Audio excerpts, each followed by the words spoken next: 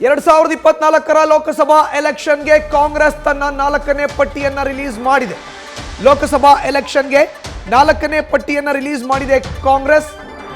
ರಾಜ್ಯದ ಲೋಕಸಭಾ ಕ್ಷೇತ್ರಗಳ ಅಭ್ಯರ್ಥಿಯನ್ನ ಈ ಪಟ್ಟಿಯಲ್ಲಿ ಘೋಷಿಸಿಲ್ಲ.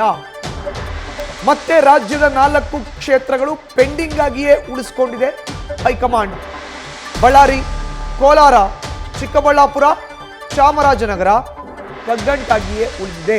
ವಾರಣಾಸಿಯಲ್ಲಿ ಮೋದಿ ವಿರುದ್ಧ ಮತ್ತೆ ಅಜಯ್ ರೈಗೆ ಟಿಕೆಟ್ ಅನ್ನ ಘೋಷಣೆ ಮಾಡಲಾಗಿದೆ. ರಾಜ್ಗಢ್ನಿಂದ ಅದೃಷ್ಟ ಪರೀಕ್ಷೆಗೆ ಇಳಿದಿದ್ದಾರೆ ದಿಗ್ವಿಜಯ್ ಸಿಂಗ್. ತಿರುವಳ್ಳುವರ್ ಕ್ಷೇತ್ರಕ್ಕೆ ಮಾಜಿ IAS ಅಧಿಕಾರಿ ಸಸಿಕಾಂತ್ ಸೆಂಥಿಲ್ ಕಣದಲ್ಲಿದ್ದಾರೆ. ಲೋಕಸಭಾ ಎಲೆಕ್ಷನ್ಗೆ ಇವತ್ತು ಕಾಂಗ್ರೆಸ್ ತನ್ನ 4ನೇ ಪಟ್ಟಿಯನ್ನ ರಿಲೀಸ್ ಮಾಡಿದೆ. ಬಟ್ 4ನೇ ಪಟ್ಟಿಯಲ್ಲೂ ಕೂಡ ಕರ್ನಾಟಕದ 4 ಕ್ಷೇತ್ರಗಳನ್ನ ಹಾಗೆ ಉಳಿಸ್ಕೊಂಡಿದೆ. 4 ಕ್ಷೇತ್ರಗಳು ಮತ್ತೆ ಪೆಂಡಿಂಗ್ ಆಗಿ ಉಳಿದಿದೆ ರಾಜ್ಯದ್ದು. ಯಾವ್ದು ಹಾಗಾದ್ರೆ ನೇರವಾಗಿ ಚಿಕ್ಕಬಳ್ಳಾಪುರ ಹೆಸರು ಘೋಷಣೆ ಮಾಡಬಹುದಾಗಿತ್ತು, ಈ ಪಟ್ಟಿಯಲ್ಲಿ ಆಗಿಲ್ಲ. ಕೋಲಾರ ಹಾಗೆ ಉಳಿಸ್ಕೊಂಡಿದೆ.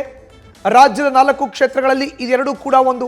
ಬಳ್ಳಾರಿ ಅಚ್ಚರಿ, ಇನ್ನು ಬಳ್ಳಾರಿಗೂ ಕೂಡ ಕಾಂಗ್ರೆಸ್ ಅಭ್ಯರ್ಥಿ ಯಾರು ಅನ್ನೋದು ಫೈನಲ್ ಆಗಿಲ್ಲ. ಇನ್ನೊಂದು ಚಾಮರಾಜನಗರ. ಬಳ್ಳಾರಿ, ಕೋಲಾರ, ಚಿಕ್ಕಬಳ್ಳಾಪುರ, ಚಾಮರಾಜನಗರ ಈ 4 ಕ್ಷೇತ್ರಗಳು ಕಗ್ಗಂಟಾಗಿಯೇ ಉಳಿದಿದೆ.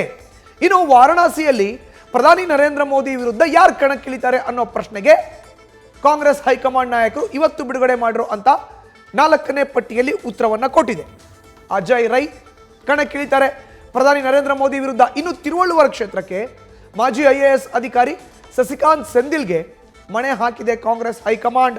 4ನೇ ಪಟ್ಟಿಯಲ್ಲಿ 46 ಕ್ಷೇತ್ರಗಳ ಅಭ್ಯರ್ಥಿಯನ್ನ ಘೋಷಿಸಲಾಗಿದೆ.